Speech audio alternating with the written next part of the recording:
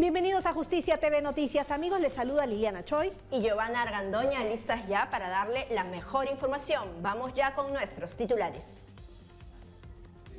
Funcionarios que soliciten coimas asociados a otros delitos pueden ser sancionados hasta con 35 años de cárcel, advierte el Poder Judicial.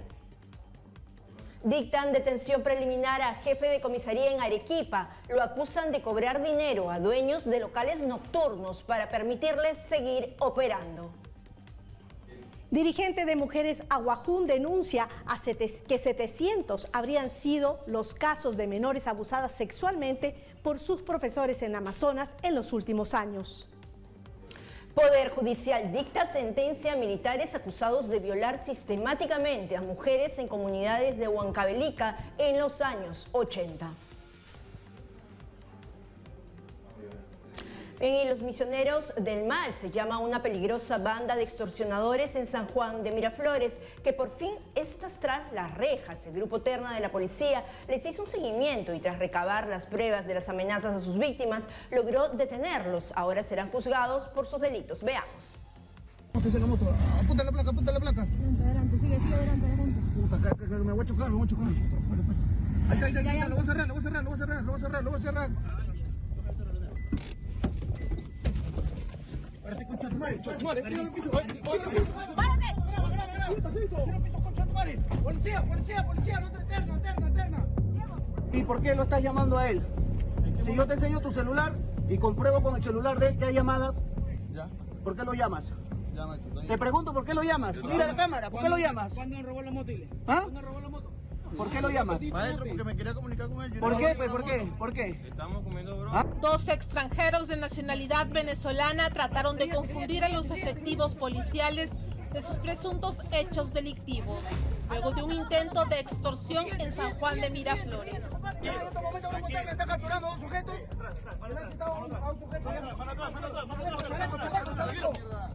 ¿En qué circunstancia te atrapa el grupo Terna? Estaba comiendo, bro. Tú eres el que le estabas esperando para recibir el dinero, ¿no? Yo estaba comiendo, bro, sí. Los dos presuntos extorsionadores, conocidos como los Misioneros del Mal, exigían 3.500 soles a un mototaxista a cambio de devolver su unidad robada. Uno de ellos se hacía pasar por un cliente en un negocio local donde fue capturado, esperando recibir el dinero de la víctima. Las cámaras de seguridad captaron todo el operativo.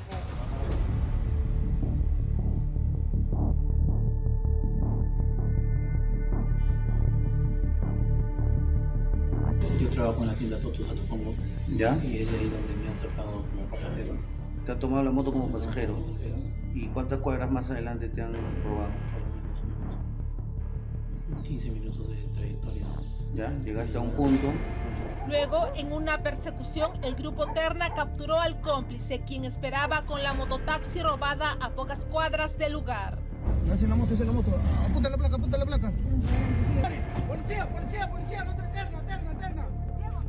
Porque el acuerdo que había tenido el agraviado con estos sujetos era que una vez que le entregue el dinero, le entraban la moto. Es así, se llevó a cabo la captura de estos dos sujetos que venían asaltando en la zona de San Juan de Miraflores. Ellos buscaban desalojar a los mototaxistas actuales para instalar a otro grupo y cobrarles cupos. Él tiene la plata, él te tiene que dar el botín, mano, eso es lo que importa. Estos sujetos ya están tras las rejas para responder ante la justicia, mientras las autoridades continúan trabajando para desmantelar a los demás integrantes de esta banda.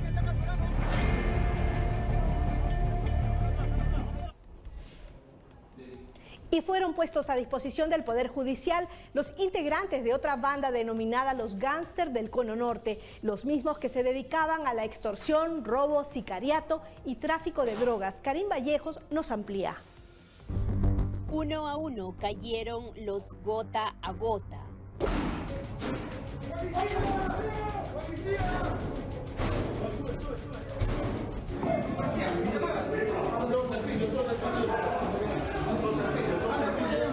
Así fueron detenidos los gángsters del Cono Norte, 8 sujetos que integraban esta temible banda criminal dedicada a la extorsión bajo la modalidad de préstamos gota a gota. venezolanos y colombianos conformaban esta organización que finalmente fue desarticulada por la policía. Hemos sacado de su funcionamiento criminal y legal a esta banda que se dedica, miren estos delitos: sicariato, raqueteo, tráfico ilícito de drogas, delito contra el patrimonio gota a gota. Los graves delitos por los que se les investiga y la solicitud de requisitoria contra alguno de ellos permitieron que las fuerzas del orden dieran con el paradero y posterior captura de estos sujetos que se alojaban en esta vivienda de 2 pisos ubicada en el distrito de San Martín de Porres. ¿Registras antecedentes policiales acá en el Perú? Tengo un proceso ahorita. ¿Por qué delito? Pues es una... ¿Por qué delito? ¿Tú lo sabes? Extorsión. En el lugar de la intervención se encontraron varias tarjetas que promocionaban el préstamo de dinero fácil y rápido, y los detenidos no tuvieron más opción que admitir la ilícita actividad a la que se dedicaban. ¿Cuál es su trabajo? Prestamista. Tengo jefe, ellos me pueden... ¿Quién es su jefe? No, no sé ni cómo se llama. ¿No lo conoce a su jefe? No, el encargado. ¿Qué te dice él? No, pues yo salgo a trabajar y ya. ¿Qué es lo que te encarga? Cobrar la plata que presto. Estos ciudadanos extranjeros además son acusados del delito de sicariato. Uno de los casos es contra un joven de 23 años, quien murió de 4 impactos de bala. Según las autoridades, este hecho habría sido ordenado por estos ciudadanos colombianos. Lamentablemente, esta banda criminal también se dedicaba al delito de trata de personas. La actividad era realizada por estas mujeres quienes se encargaban de captar a las víctimas, según la policía. Ellas son las que se introducen, por decirlo de una manera general, en el mundo. Estas mujeres las controlan, las llaman, las mensajean, dan órdenes, reciben el dinero para que ellas posteriormente lo entreguen al líder. Una nueva organización delictiva liderada por ciudadanos extranjeros desarticulada y tendrá que responder ante la justicia peruana.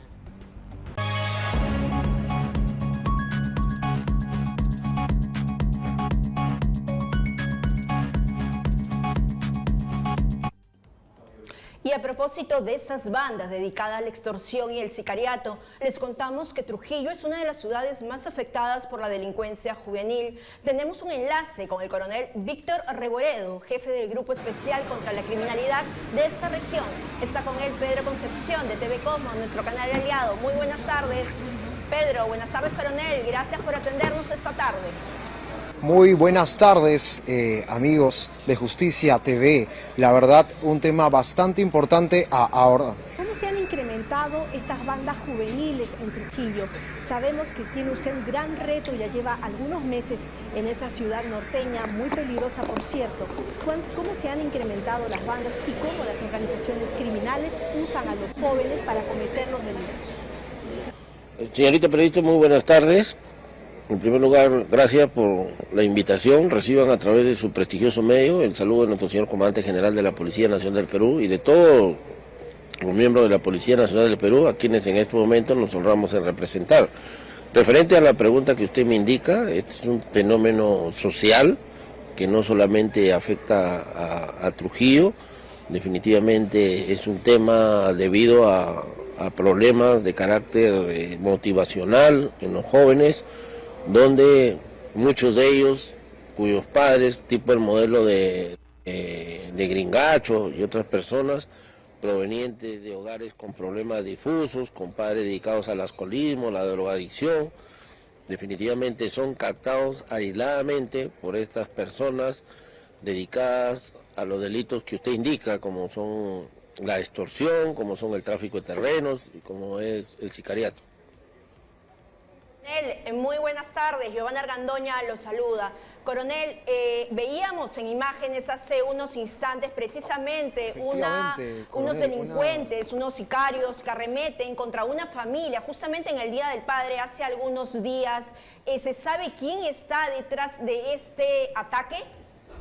Ya la Policía Nacional del Perú, luego de un prolijo y paciente trabajo de investigación, que por razones obvias de investigación no se puede dar a conocer los nombres, pero esta es una situación criminal aislada, entre grupos pertenecientes a la Cruz Blanca, liderada por este irrecuperable Johnson Cruz Torres, y personas vinculadas a la línea de este irrecuperable, conocido como Gringacho, conocido como Coquín, que son personas que se disputan aisladamente las extorsiones, y dentro de este cuadro criminal tienen dentro de sus filas lamentablemente aislados adolescentes que constantemente vienen siendo capturados por la Policía Nacional de Perú y se encuentran en vía de resocialización tanto en el establecimiento de rehabilitación de adolescentes, La Floresta, y también en Maranguita, Lima. Justamente lo que usted menciona es realmente preocupante, ¿no? Cada vez estas organizaciones criminales captando a adolescentes.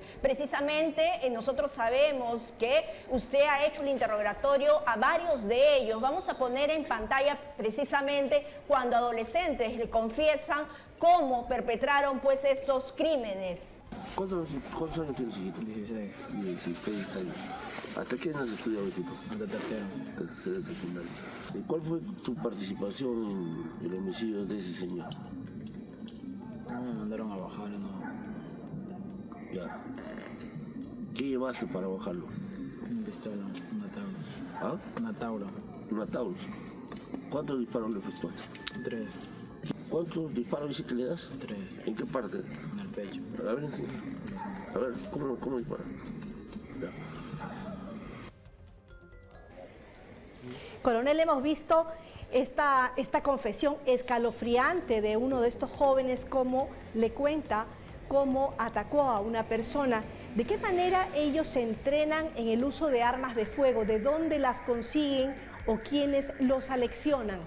Mire, estos adolescentes que han sido capturados, retenidos, en coordinación con el prestigioso Ministerio Público de Trujillo y el Poder Judicial de Trujillo, con la Defensoría Pública y con el apoyo de acá de las autoridades del gobierno regional y otros, se tiene que estas personas definitivamente son captadas por estas organizaciones criminales que tuvieron los mismos problemas, como lo es Johnson Cruz Torres, de la línea de la Jauría, remanente de los Pulpos. Son estas personas que bajo este perfil de doctrina criminal se dirigen a estos jóvenes, los captan, les ofrecen alguna suma de dinero y debido al abandono moral que ellos tienen son captados. Pero la Policía Nacional del Perú, en un trabajo articulado con otras autoridades, se viene trabajando. Y muchas veces estos adolescentes, por ejemplo, hemos visto que han extorsionado o han participado de estas organizaciones para extorsionar centros educativos, como se ha informado en su momento, ¿no? Como usted menciona, es producto de una situación complicada socialmente. Sin embargo, ¿qué es lo que queda por hacer? Usted está en un lugar bastante álgido y felicitamos desde aquí su pundonor, su entrega, porque sabemos que aún cuando ha sido amenazado reiteradas veces, usted sigue trabajando para combatir la criminalidad en este lugar tan peligroso para los ciudadanos en Trujillo. Así es, le agradecemos, señorita periodista. Acá nosotros estamos trabajando siempre bajo la observación, la vigilancia de los medios de comunicación, tanto escrito, radial, televisivo, las redes, y continuamos trabajando. Acá nosotros no hemos venido a cuidarnos, hemos venido a hacer lo que todo Policía Nacional hace, a trabajar por la sociedad de Trujillo, y esperamos rescatar con el apoyo de otras autoridades lo más pronto posible a estos adolescentes que lamentablemente en una forma aislada, mayormente en los distritos del Porvenir, La Esperanza, Alto Trujillo, definitivamente son captados aisladamente por estos grupos criminales y lamentablemente a muy temprana edad terminan recluidos en estos centros de rehabilitación. Esa es la figura social, criminal que tenemos acá en Trujillo por el momento, pero que no se nos vea como una ciudad que está asolada por la criminalidad. Definitivamente tenemos nuestros problemas, pero estamos trabajando. Las personas de Trujillo son la mayor cantidad de personas de bien y que confíen en Trujillo, que esperamos revertir estas circunstancias aisladas. Así es, una pregunta, ¿cuántos adolescentes, cuántos menores habrán caído en este año? Bueno, ahorita tenemos un aproximado de retenidos, un aproximado de 11, y también en investigación otros no habidos, como un adolescente a quien aprovechamos a través de este prestigioso medio a pedirle que aproveche para ponerse a disposición de las autoridades judiciales para oportunamente ser resocializado. Un adolescente que también fue utilizado y participó cruelmente contra el atentado de un centro educativo en hora de clase. Definitivamente lo invocamos a él, a su familia, para que recurra a las autoridades y poderlo resocializar oportunamente y no termine con cadena perpetua en establecimientos penitenciarios de adultos, ¿no? Definitivamente hay todo un programa, un proyecto. Ustedes también tienen un rol muy importante para la sociedad e informar pues de que estos adolescentes definitivamente a muy temprana edad han cambiado la loseta por la pistola, ¿no? Entonces tenemos esa cantidad aproximada de entre 11 a 17 adolescentes que han venido incurriendo en graves delitos. Coronel, quería preguntarle por qué las organizaciones criminales escogen a estos adolescentes. Hace algún tiempo eran delincuentes mayores de edad y ahora son menores, porque las penas tal vez son menores cuando tienen que enfrentar la justicia. ¿Por qué escogen a los chicos? De acuerdo al estudio psicológico, criminológico de los especialistas, tanto del Instituto de Medicina Legal de Trujillo, Fiscalía de acá, Fiscalía del Ministerio Público, como los psicólogos acá del área de criminalística, se puede diagnosticar, ejemplo, este joven Johnson Cruz Torres, un irrecuperable que proviene de las canteras criminales de John Elmí Cruz Arce, quien tuvo a su hijo nada más y nada menos dentro del espacio de un penal.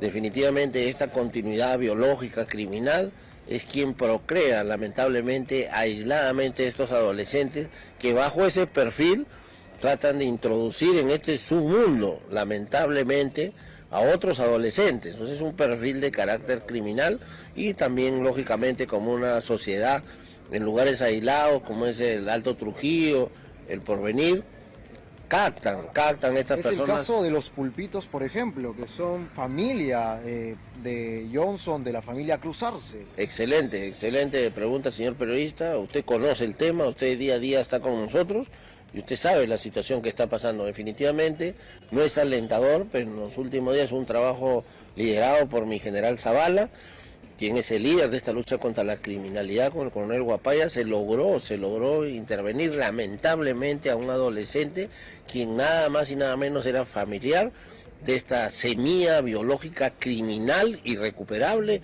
de los Cruz Torres, de los Cruz Arce. Definitivamente cada día se van poniendo en evidencia pues de que este grupo, lamentablemente este grupo familiar, este clan familiar, no ha producido personas de bien, más bien viene reproduciendo adolescentes que lamentablemente, aisladamente, lo vemos en estos escenarios. Al igual que, por ejemplo, Gringacho, ¿no? Y su hermano también, por ejemplo. Excelente atingencia, señor periodista, nuevamente dándole la razón a usted. Usted conoce el diagnóstico situacional, sabe en el apuro que nos puso este hermano de Gringacho cuando empezaron las amenazas extorsivas contra los colegios. Usted la tiene clarísima y sabe que nada menos y nada más apareció en ese escenario, que sus impresiones de pasado biológico quedaron en escena y se pudo identificar en tiempo récord al hermano de Gringacho, quien últimamente fue capturado ¿cómo se llama? Acá en Huanchaco, también cuando realizaba actividades vinculadas a la extorsión. Definitivamente hay que trabajar en la línea familiar, en el núcleo familiar, en el seno de la familia, en los valores, porque esta actividad del día a día, esta actividad que deja en abandono a estos adolescentes, un seguimiento escolar, entonces estos adolescentes son aprovechados para ser captados. Vemos también, coronel, que hay una persona que ha sido quemada, ¿no? Precisamente en una comunidad ya cansada de ese tipo de situaciones. ¿Qué es lo que se sabe al respecto? Bueno, lo que le puedo indicar es que hay mucha esperanza. Hay mucha esperanza, los trujillanos de bien son, la gran mayoría es un 1% y menos, los que han decidido este camino de violencia, de actividad criminal, pero no podemos decir de que Trujillo es una sociedad completamente golpeada por el crimen. Yo le aseguro que no es así. Efectivamente tenemos problemas, tenemos este tema de las extorsiones, tenemos estos sicariatos donde las personas lamentablemente al margen de la ley han elegido este camino, pero estamos investigando. No quiere decir de que ya cayó Negracho, hemos esclarecido más de 17 homicidios, este adolescente, pero no nos hagan perder la esperanza. Trujillo, al igual que el Perú, nos ha tocado enfrentar esta era social, esta post-pandemia criminal, y esperamos con la ayuda de ustedes salir adelante en bien de los trujillanos de bien. Lamentablemente estas familias escogieron este camino, bueno, pues irán a los centros de mayor seguridad reclutoria, los adolescentes a Maranguita y otros establecimientos penitenciarios de máxima seguridad y otros a Chapalca. Ellos han escogido este camino, esta convivencia. Coronel, y justamente hablando de ese tema bastante importante y pertinente, hablamos de un tema pospandemia. Le decía, por ejemplo, los pulpos ingresaron a otros mercados ilegales como la minería, por ejemplo. Bueno, definitivamente. Perfecto. En medio de todos los lugareños, los ciudadanos de Trujillo, pues deben sentirse tranquilos porque usted es conocido a su loable trabajo de luchar incansablemente contra el crimen organizado. Le decía hace unos instantes, ¿no? A pesar de las amenazas que está recibiendo, le está haciendo frente a los pulpos. ¿Qué diferencia, ya para terminar, hay con esta organización, el Tren de Aragua en Lima, ¿no? Porque los pulpos es muy conocido en Trujillo, ya la Jauría, mencionaba usted, pero ahora en Lima, con el Tren de Aragua. Mire, son organizaciones criminales aisladas que definitivamente nos ponen en escenario, porque somos las personas que los enfrentamos, pero señorita periodista, acá nosotros no hemos venido a cuidarnos, no hemos venido a victimizarnos. Acá lo que nos preocupa son los bienes jurídicos de los trujillanos. Nosotros somos parte de este riesgo y la vida, donde tenga que llevarnos, iremos. Nosotros estamos al lado de la justicia divina, nosotros estamos al lado de Dios. Los criminales han escogido otro camino. Y son ellos los que tienen que preocuparse. Lo que está entre las cuerdas será siempre el Tren de Aragua, será siempre la Jauría, los pulpos. Definitivamente tendrán un auge dentro de su soledad criminal, pero el delito no paga, Lo que sí paga es el bien de los trujillanos. Definitivamente estas personas, como siempre, en su momento, fue la Policía Nacional del Perú con su sociedad trujillana los que sacaron de circulación a los pulpos. Si no, recuerde usted dónde está John Smith Cruzarse, está en un penal de máxima seguridad. ¿Dónde está Milton Cruzarse? Lamentablemente Miller, por un tema de resocialización, salió y ahora, bueno, nuevamente estamos en vía de captura. Igual le sucederá a Johnson. Nosotros lo estamos buscando para resocializarlo, para hacer prevalecer sus derechos humanos, lo que él desconoce.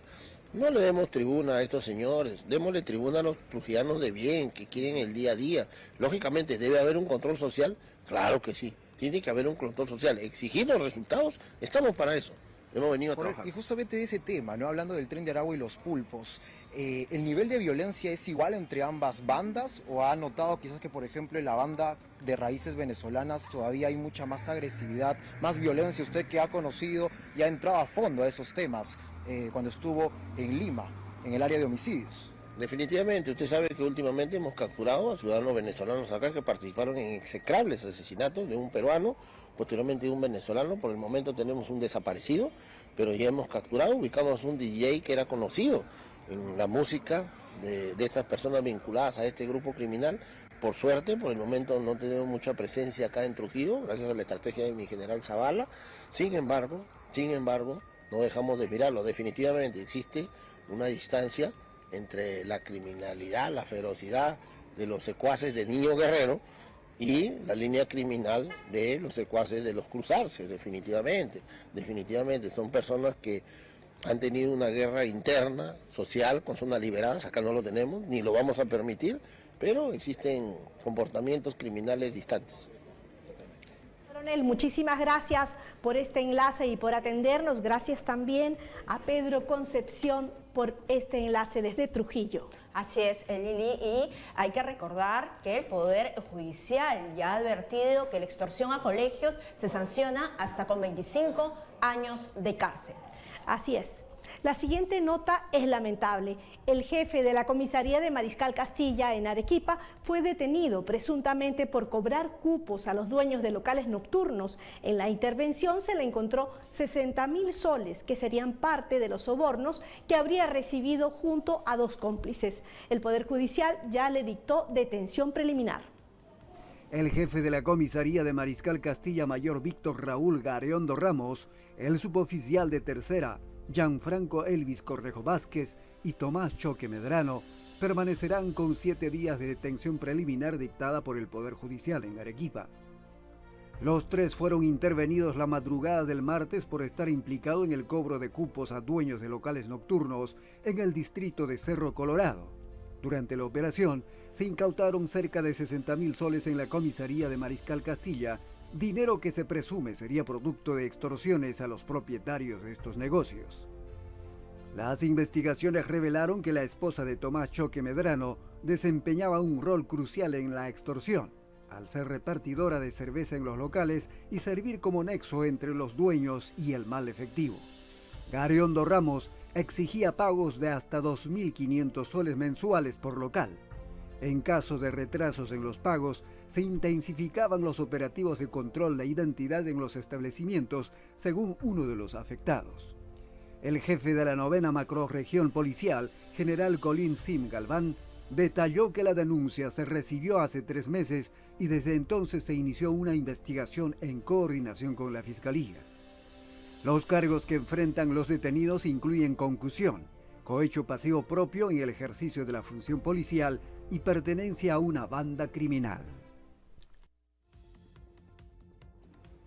Bien, como hemos visto en la nota anterior, la corrupción es un problema que afecta a nuestra sociedad en todos los niveles. Por eso el Poder Judicial advierte que los funcionarios públicos que pidan coima y cometan delito de cohecho asociado a otros ilícitos pueden ser sancionados hasta con 35 años de prisión. Veamos. Yo como congresista de la República tengo para comprarme muchas camionetas. En esa parte yo no puedo decir... ¿Es el sueldo para comprarse una camioneta? ¿Activos de cuánto? ¿Lavado de activos de 2, 3, 4, 5 millones? Un centenar de padres de la patria en este y anteriores parlamentos cuentan con investigaciones por presuntos actos de corrupción. Y si se comprueba que estos funcionarios buscaron además dar legitimidad a ese dinero mal habido mediante una organización criminal, podrían recibir hasta 35 años de cárcel. Así lo sostuvo el juez del 5º Juzgado Unipersonal de la Corte Superior de Lima Norte, José Guayamarín. En el caso de la sanción que le correspondería a estas personas que cometan esta variedad de ilícitos, las penas pueden sumarse. Se suma por organización criminal, por lavado de activos, por el delito de cohecho, por el delito de concusión o tráfico de influencias. Las penas pueden llegar incluso hasta un máximo de 35 años. Este podría ser el caso de la congresista Elizabeth Medina, a quien la Fiscalía la acusa de no solo adquirir una camioneta Hilux comprado con dinero ilícito, obtenido de una organización criminal que lideraría junto a su esposo, sino que también por cobros ilícitos a alcaldes a fin de favorecerlos con proyectos. Si una persona obtiene ganancias ilícitas derivado de los actos de corrupción, por ejemplo, puede estar incluido en un delito de lavado de activos, porque con esas ganancias puedes comprar un vehículo, una camioneta, un auto, un inmueble, y eso es un acto de lavado de activos. Para el magistrado Guayamarín, el funcionario público que pide coimas comete cohecho y puede ser sancionado hasta con 8 años. Esto va a depender de la modalidad. Y si es líder de una organización criminal, las penas van de 15 a 20 años. Lo mismo el lavado de activos, que se sanciona hasta con 15 años de cárcel. Por ejemplo, los delitos de organización criminal tienen una pena de 8 a 15 años. Si la persona que comete es el líder de la organización, la pena puede ser de 15 a 20 años. Lo mismo en el caso de lavado de activos, la pena es no mayor a 15 años, no menor a 8 años. En caso de organizaciones criminales, las penas también es de 15 a 20 años. Entonces, las penas son altas. En los casos de cohecho también son penas de 6 a 8 años, dependiendo del tipo de delito que cometa. Pero lo cierto es que se suman los delitos y las penas pueden ser muy altas. Recordemos que hace unas semanas el Poder Judicial dictó 4 años de prisión suspendida contra el congresista Luis Picón por favorecer a un consorcio en la licitación de una obra pública durante su gestión en el 2014, cuando era presidente regional de Huánuco. Por tanto, la conducta de los acusados, que serán materia de sentencia, una conducta antijurídica, violenta el ordenamiento jurídico, produce un daño patrimonial, daño institucional, y ese daño institucional hay un nexo causal, conducta de los acusados como autores del delito que han producido ello, y el factor atribución que tiene que ver con el dolo como tal. En tanto, el parlamentario de Fuerza Popular, Raúl Guamán, cuenta con una investigación por corrupción desde el año 2002, mientras que el legislador José Paso enfrenta múltiples acusaciones legales que abarcan diversos delitos que se incrementaron durante su cargo como alcalde de Sechura en la región de Piura.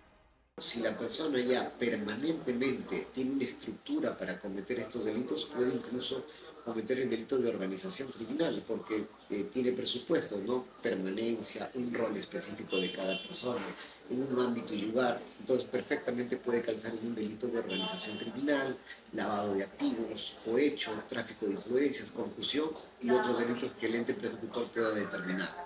Otras sanciones que pueden recibir estos funcionarios, precisó el juez, aparte de la pena privativa de libertad, son la pena de inhabilitación como el pago de reparación civil a favor del Estado. Bien, y cambiando de tema, Rosemary Pioc, presidenta del Consejo de Mujeres Aguajún de Amazonas, conversó con un equipo de Justicia TV Noticias y reveló que no serían 500, sino 700 los casos de violaciones a menores en su región a manos de sus propios profesores en los últimos años. Veamos este informe.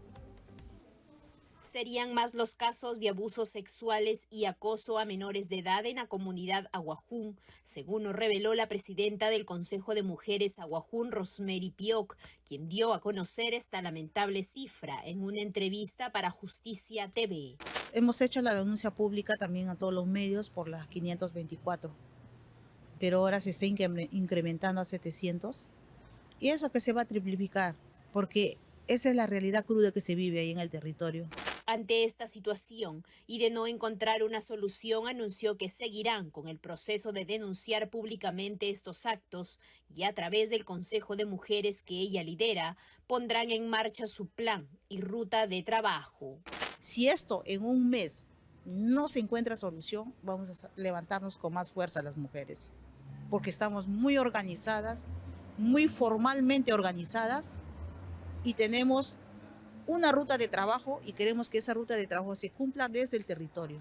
De otro lado, señaló que llegando a su comunidad solicitará las garantías para su vida, pues ha recibido amenazas tras hacer pública esta denuncia.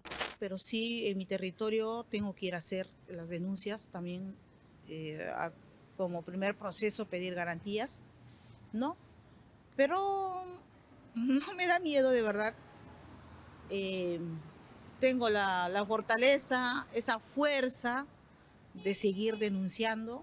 Remarcó que esperan las disculpas de los ministros de las carteras de Educación y de la Mujer, que en un primer momento señalaron que las violaciones en estas comunidades de la Amazonía eran una práctica cultural. Ellos tienen que pedir disculpas al pueblo, a los pueblos originarios que existimos, y que hagan justicia no solamente para Condorcanqui, sino para otros pueblos originarios, Chavis, Conigos, Chipigos, etcétera, que también existen las violencias. En tanto, la congresista Ruth Luque presentó una denuncia penal contra los ministros cuestionados Morgan Quero y Ángela Hernández por presuntos actos de discriminación. Bien, y ahora les contamos que la violación de menores en zonas apartadas del país es una situación que lamentablemente se repite en la historia. Uno de los casos más indignantes ocurrió en la década de los 80, cuando muchas niñas y mujeres denunciaron haber sido violadas por militares en la región Huancavelica durante la época del terrorismo. Hoy, el Poder Judicial sentenció a los responsables que abusaron de las víctimas en los poblados de Manta y Vilca, en Huancavelica. Veamos. hace algunos momentos concluyó la lectura de sentencia en el caso Manta y Vilca, un caso emblemático por tratarse de delitos de lesa humanidad. Aproximadamente fueron 2 horas de lectura de sentencia a cargo del doctor Marco Antonio Angulo Morales, que conforma pues esta primera sala penal superior nacional liquidadora transitoria de la Corte Superior Nacional Especializada. En la audiencia estuvieron las víctimas, estuvieron también los familiares de una de ellas, ya que falleció dentro de este proceso que inició con un nuevo juicio oral en el año 2019. Estuvieron también los abogados de la parte civil y los abogados de los exmilitares, que fueron 13 los acusados, estuvieron por medio de Google Meet. Aquí afuera, como vemos, y la cámara de Héctor me acompaña, están pues, bueno, en este momento tenemos a un tráiler aquí. Vamos a movernos por acá, Héctor, para tener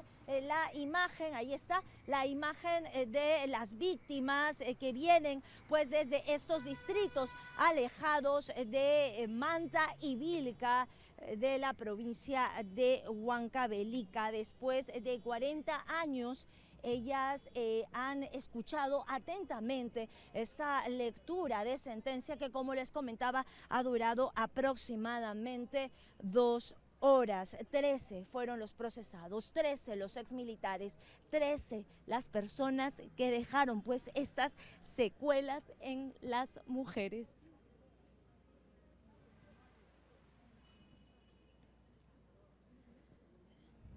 Es inevitable, compañeras, que uno pueda evitar ver cómo entre ellas se abrazan y pueden ver justicia en cada uno de sus casos. La pena máxima fue de 12 años, siendo la mínima de 6 para los procesados, con una reparación civil de 100.000 soles por concepto de reparación civil para cada una de ellas. Estos distritos de Manta y Vilca pues están ubicados en el departamento de Huancavelica, pero están alejados. Muchas de ellas son personas quechohablantes que durante todo este proceso pues han necesitado de intérpretes, han necesitado de ayuda, y también en los procesos han podido pues ellas relatar más de una vez lo sucedido. Vemos las lágrimas de alguna de las víctimas, vemos también que alguna de ellas tienen el cuadro, como recordemos, una de las víctimas ya fue fallecida. Este es el cuadro de la persona que murió en el proceso, ¿verdad? Ella quiso que se haga justicia, siempre luchaba por eso. Dijo, el día que haga la sentencia yo voy a estar ahí presente. Pero mire, el 8 de abril falleció, 2 meses no pudo ver nada, pero acá lo estamos teniendo con nosotras. Gracias por todos estos años, lucha de batalla, hemos luchado demasiado. Por fin lo hemos logrado, señorita. Gracias. Ajá, así se van contentas a su pueblo de Huancavelica. Sí, estamos contentos por lo que ha llegado a la hora. Todo tiene tiempo y logramos, aunque tarde. Han logrado pues esa justicia tan anhelada por estas víctimas de violencia, estas víctimas de violación, donde no solamente pues ultrajaron su cuerpo, sino que tienen esta responsabilidad penal por tratarse de la dignidad humana de cada una de ellas, dejando daños psicológicos y postraumáticos, daños psicológicos que no se van a poder pues sanar con terapias, ya que tienen este estrés postraumático luego de sufrir cada uno de los actos de violencia ocurridos entre los años 1984 y 1995. Finalmente, pues compañeras, este es el reporte que tenemos desde la Corte Superior Nacional de Justicia Penal Especializada. Está aprobado y se hizo justicia. Muchas gracias, Kelly. Increíble este caso. ¿Cuántos años pasaron para que estas personas, 40 años, para que vieran reflejada su situación en la justicia y esta respondiera? lamentable la situación y sobre todo el esfuerzo que han hecho estas personas para venir a la capital desde estos poblados alejados de Huancavelica, y las hemos visto viendo la audiencia, ¿no? Y tantos años de dolor, Lili, tantos años de impotencia, desesperanza, esperando que por fin pues llegue el caso, llegue a su fin, se dicte una sentencia. El día de hoy se ha escuchado y precisamente pues los familiares de las víctimas han llegado hasta aquí a escuchar precisamente en esta audiencia que hoy se ha hecho efectivo. Bien, recordemos en la siguiente nota de Karim Vallejos los testimonios de las víctimas de Manta y Vilca y el pedido de justicia que hicieron durante décadas.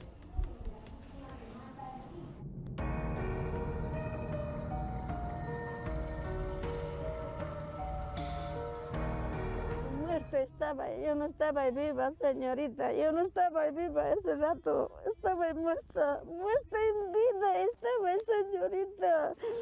Yo no quiero recordarme para nada. Es que cómo querer recordar esos momentos atroces que tuvieron que pasar cuando eran solo unas adolescentes. Son heridas que cicatrizan, pero que no se borran de su mente. Por más que he ido a especialistas, por más que me he hecho tratar psiquiatras, psicólogos, lo que sea, no me pueden sacar eso. Eso es lo que a mí me duele, porque para toda mi vida he quedado marcada. Ese llanto de mujeres que fueron violentadas sexualmente por miembros del ejército durante el conflicto interno en las ciudades de Manta y Vilca, en la provincia de Huancavelica. Estos testimonios son solo 2 casos de los más de 40.000 reportados entre los años 1980 y 2000.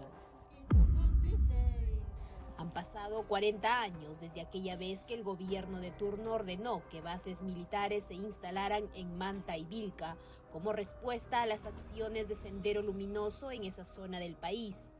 Durante el conflicto interno que dejó al menos 70.000 víctimas mortales y miles de mujeres que sufrieron distintas formas de violencia sexual, solo 9 mujeres decidieron denunciar sus casos ante las autoridades.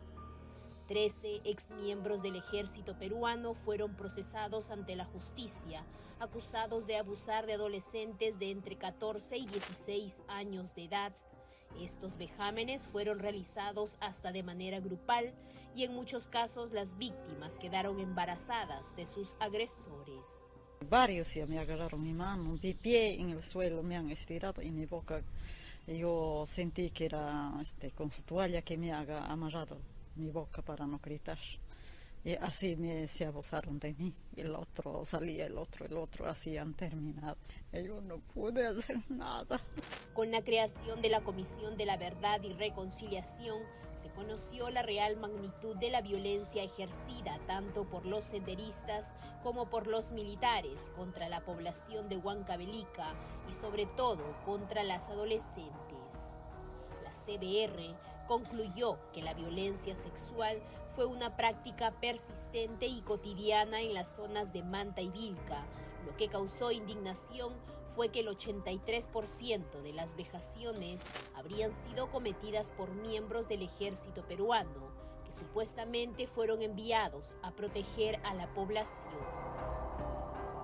Las víctimas de esos vejámenes, considerados como un crimen de lesa humanidad, hoy son un símbolo de valentía y persistencia por justicia.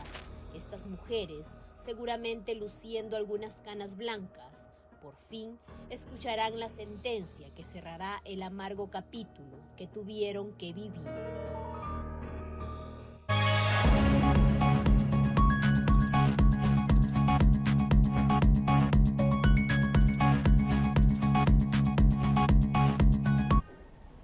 Y precisamente la noticia de la sentencia del caso Manta y Vilca ha sido bien recibida en Huancavelica. Tenemos un reporte desde esta ciudad con nuestro colaborador Norman Aroni. Adelante, Norman. Gracias, Estudios, por el pase. Gran satisfacción ha causado en la población, autoridades y movimientos de derechos humanos que el Poder Judicial haya llegado a la conclusión con una lectura de sentencia de uno de los casos de violaciones sexuales que más ha conmocionado Huancavelica. Este caso se remonta al año 1984, cuando mujeres campesinas de los distritos de Manta y Vilca fueron ultrajadas por el personal del ejército peruano.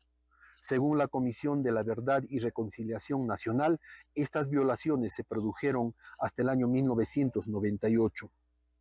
Fueron al menos 47 mujeres que dieron su testimonio de ser víctimas de ultrajes reiterados por militares durante la época del terrorismo. Este es uno de los casos de crímenes de lesa humanidad más indignantes sucedidos en el país, toda vez que en la época en que sucedieron, muchas de las víctimas eran menores de edad. Incluso los abusos se produjeron por grupos de 20 militares, tanto en las casas de las agraviadas como en los propios cuarteles militares. Recién, el año 2003, luego de la pacificación del país, las víctimas iniciaron un proceso penal contra los responsables de las violaciones que hoy vemos llega a una sentencia. Un hecho muy esperado por las víctimas y comunidades donde se produjeron estos hechos, pero también por la población en general de Huancavelica, para quienes este juicio es una herida abierta pese a los años que han pasado. Agrupaciones de derechos humanos han expresado su beneplácito en Huancavelica por este fallo que cierra un doloroso capítulo en la historia de Huancavelica. Sin embargo, existen todavía personas que buscan familiares desaparecidos y no han alcanzado justicia. Desde Huancavelica, Norman Aronio Ordóñez, para Justicia TV Noticias. Muchas gracias, Norma, por tu extraordinario reporte. Bien, y es momento de hacer una pausa comercial. Volvemos con más.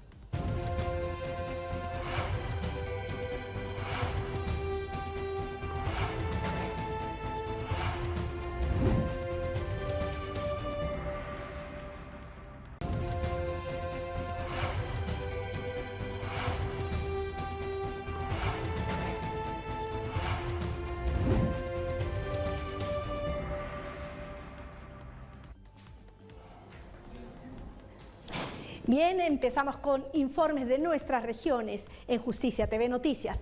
En La Libertad, los jueces están realizando una campaña denominada Seguimos Conectados. Consiste en que los propios magistrados van en busca de las víctimas de violencia a las zonas más apartadas para resolver casos como el de una joven madre que fue golpeada por su expareja que no le permitía ver a su hijo. Conmovedoras historias que encuentran una mano solidaria en los administradores de justicia.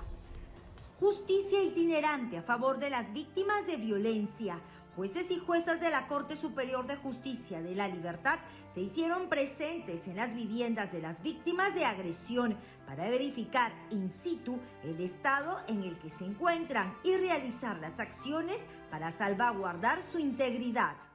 Buenas tardes, siendo las 4 de la tarde con 5 minutos del día 14 de junio del año 2024. El personal del juzgado mixto transitorio del distrito de Paracoy, provincia de Patás, se ha constituido al inmueble ubicado en la calle carretera Yacuabamba, sin número 4º piso, lugar donde domicilia la señora con la finalidad de verificar si las medidas de protección que han sido otorgadas a dicha persona en los procesos sobre violencia contra la mujer o integrante del grupo familiar otorgadas por este juzgado se vienen cumpliendo a cabalidad. El magistrado Carlos Darwin Garrido Rodríguez, a cargo del juzgado mixto transitorio de Parcoy, en Patás, acudió junto a su equipo y un efectivo policial a la casa de una víctima de violencia, quien denunció agresión física y psicológica por parte del padre de sus hijos. Le ha golpeado en su brazo. Sí. ¿Podría mostrarnos, por favor? No sabe mi brazo, ella como. No está. Bien, bien. Está bien, acá. Esas agresiones han sido en razón de que usted ha ido a la casa de él y le indica. Sí, porque no, es la única manera de ver a mi hija. No le permite ver a su niño.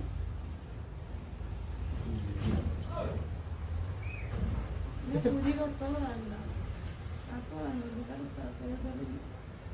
Y la única manera para mí era ir a hablar con él, a decirle que me deje verla. Porque él me ha prometido meses, 7 meses, la otra semana. Y La víctima, quien acudió a la casa de su expareja para exigir ver a su hija de 1 año con 6 meses, fue agredida física y psicológicamente, como vemos en las imágenes. El juez Garrido, al tomar conocimiento de lo sucedido, inmediatamente tomó acciones. Y es que la justicia para estos casos debe ser célere, ya que las víctimas tienen el tiempo en contra. Constatado de que se vienen suscitando nuevos hechos de violencia, este juzgado, al amparo de la ley 30.364, va a disponer en este acto se amplíen las medidas de protección contra la señora. En ese sentido, se dispone que la señora pase exámenes durante el equipo multidisciplinario de la Corte Superior de Justicia, exámenes psicológicos, exámenes médicos y todo lo que corresponda al efecto de establecer la magnitud de los daños de los que ha sido objeto y canalizar las denuncias oportunas. Asimismo, se dispone como una medida de protección adicional que la Policía Nacional, bajo responsabilidad funcional, proceda a realizar visitas periódicas inopinadas tanto al domicilio de la, en este caso agraviada, así como del presunto agresor. De otro lado, también la ley 30.364 posibilita el otorgamiento de medidas cautelares. Para tal fin, cúrsese oficio a la Policía Nacional a fin de que proceda a dar estricto cumplimiento al presente mandato. Pero no solo en Parcoy se detectó este caso de violencia, hubieron otros que fueron identificados por los jueces y juezas de este distrito judicial al realizar el pasado 14 de junio la campaña Seguimos Conectados, que busca materializar la supervisión efectiva de las medidas de protección dictadas en casos de riesgos severos y la evaluación del posible incremento. Los jueces y juezas levantaron su voz y también las líneas telefónicas para llamar a las mujeres, niñas y niños y todo el que conforme el grupo familiar que por alguna circunstancia está silenciado y no denuncia estos actos de crueldad. Esta buena práctica se realizó en el marco de los objetivos propuestos por la Comisión Distrital de Género y de la Comisión de Implementación de la Ley número 30.364. Fue la primera de otras que se realizarán a favor de este grupo vulnerable. De esta manera, el Poder Judicial visibiliza su compromiso en la lucha frontal contra la violencia en todas sus formas. Recuerda, con la violencia no se concilia, se denuncia.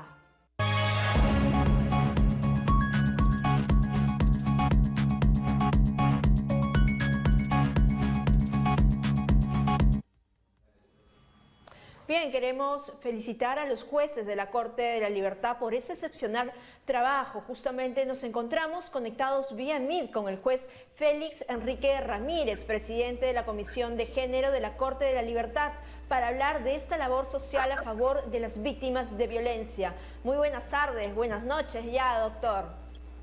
Muy buenas noches a Justicia TV, el agradecimiento para poder conversar y dialogar justamente estas buenas prácticas a las cuales se encuentra comprometido la Corte Superior de Justicia de la Libertad a través de la Comisión de Género. Doctor, le comentaba hace unos instantes, ¿no?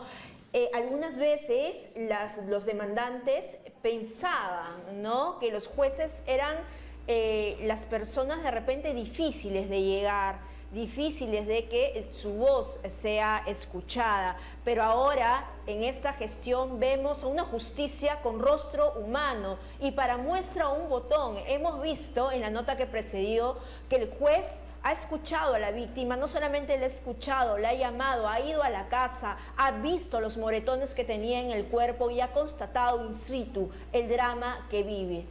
¿Cuál es el cambio que se está dando, doctor, en el marco de esta justicia itinerante? Sí, es interesante porque la Comisión de Género justamente había implementado para el día 14 último una campaña denominada Seguimos Conectados, a través de la cual justamente los jueces y juezas comprometidos en el tema de la justicia diferenciada por un tema de vulnerabilidad, en este caso en temas de violencia contra la mujer y los integrantes del grupo familiar, tiene la obligación, evidentemente, por un tema impuesto por el sistema constitucional y convencional de debida diligencia e intervención inmediata, realizar controles, supervisión de medidas de protección ya dictadas. En este caso, muchas veces las víctimas no acuden nuevamente a denunciar nuevos hechos de violencia. Entonces, más bien somos los jueces los que debemos estar comprometidos, en este caso, a ser vigilantes de las medidas de protección dictadas.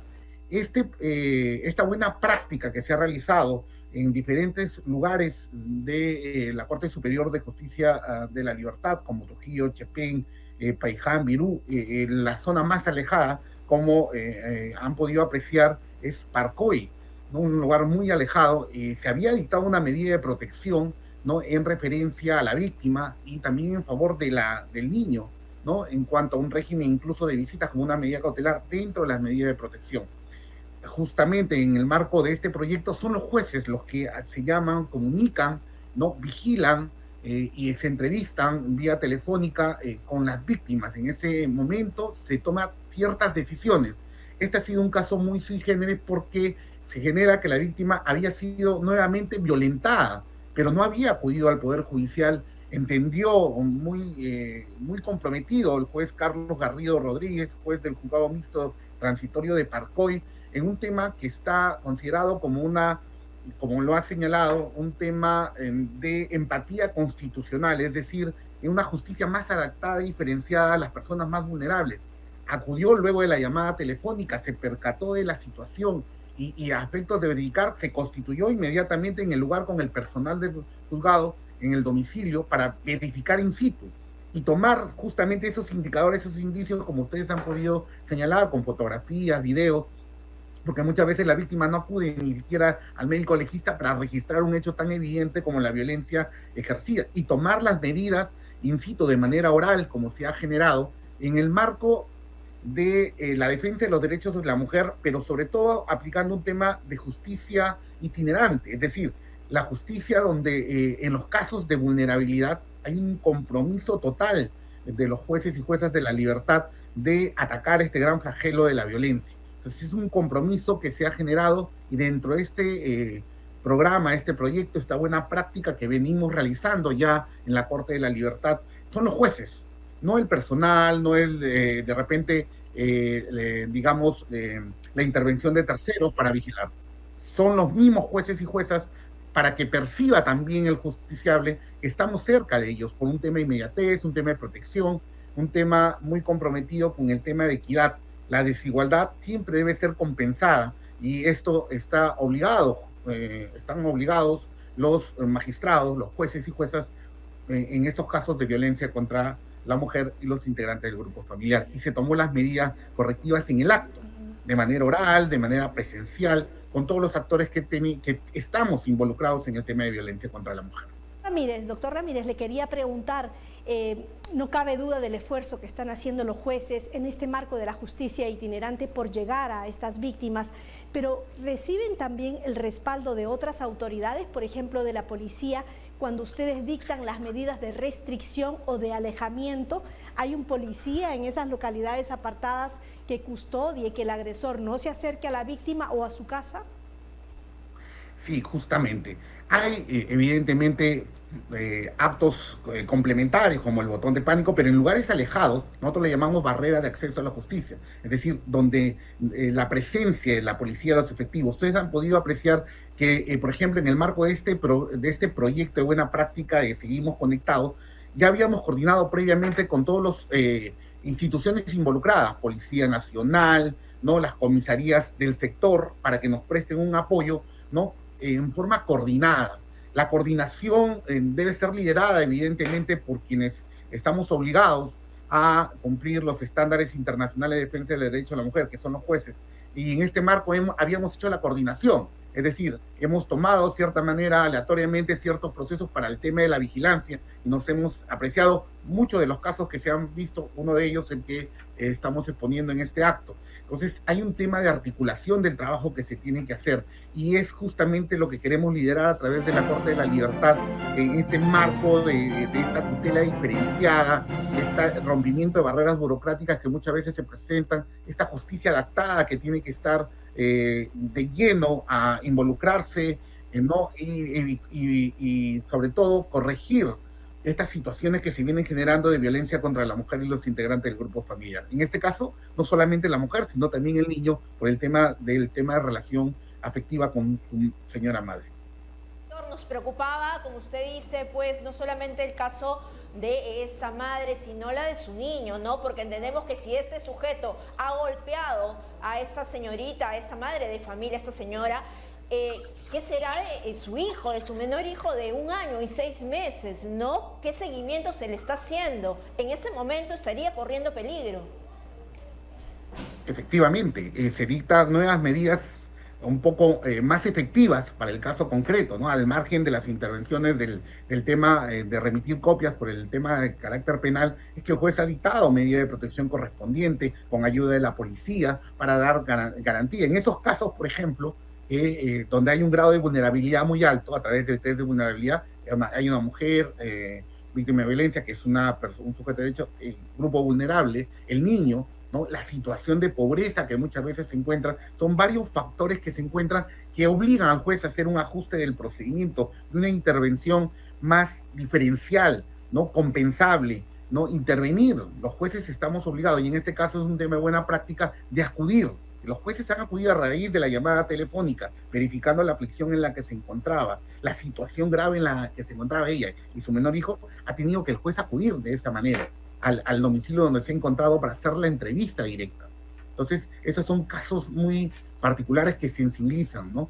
Hay un tema y hay un compromiso de sensibilidad constitucional por los grupos vulnerables, y a la cual evidentemente los jueces y juezas, ¿no? Están comprometidos a dar justamente esa tutela diferencial, esa justicia que se requiere, ¿no?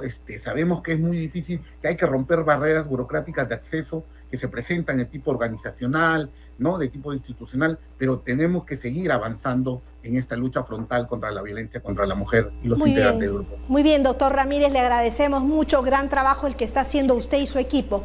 Bien, pasamos a un tema internacional ahora.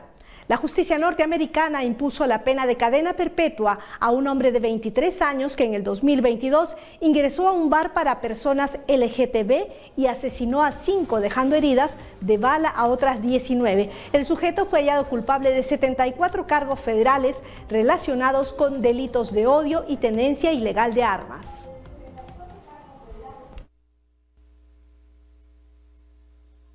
Perpetua el sujeto que mató a 5 personas en el club LGBTQ en Colorado, Estados Unidos. Anderson Lee Aldrich, de 24 años, se declaró culpable de cargos de delitos de odio y fue sentenciado a 55 cadenas perpetuas. La jueza Charlotte Sweeney, a cargo del caso, aceptó el acuerdo de declaración de culpabilidad y lo condenó a cadena perpetua sin posibilidad de libertad condicional, seguida de una sentencia de 190 años de prisión.